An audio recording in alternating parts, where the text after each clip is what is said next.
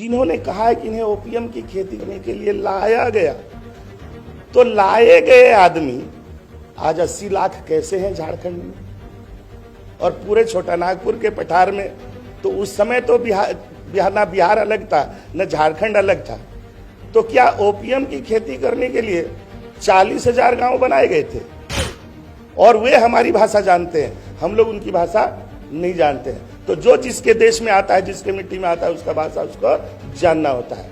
आज भी उन लोग झूमर गाता है, कौन गाता है मुंडारी में, कौन गाता है संथाली में, कौन गाता है कुड़की, सब गाते हैं नगपुरिया में। और नगपुरिया कहाँ से जन्मी, ये समझने वाली बात है। अरे बहुत टाइट बोलेंगे ना तो यही बोलेंगे कि 12 मासे 13 परब कुड़मियों का है।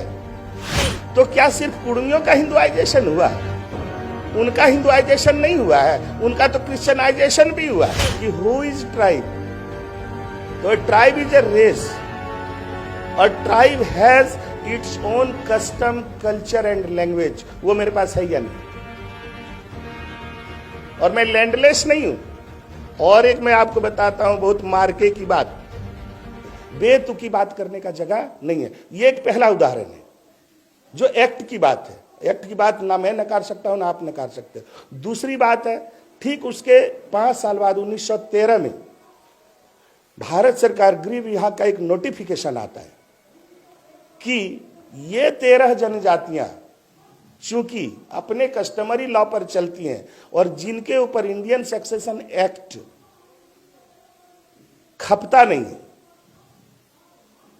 मैंने मैच नहीं करता है इनके नियम के साथ में, इसलिए इनको उस कानून से मुक्त किया जाता है, एग्जेम्प्ट किया जाता है। तो उस कानून से मैं भी मुक्त हुआ, वे लोग भी मुक्त हुए। यानी आज उन लोगों के ऊपर इंडियन सक्सेशन एक्ट लागू नहीं है तो मेरे ऊपर भी इंडियन सक्सेशन एक्ट लागू नहीं है। उसके ऊपर हिंदू विवाह अधिनियम लागू नहीं है तो मेरे ऊपर भी हिंदू विवाह अधिनियम नहीं लागू नहीं है।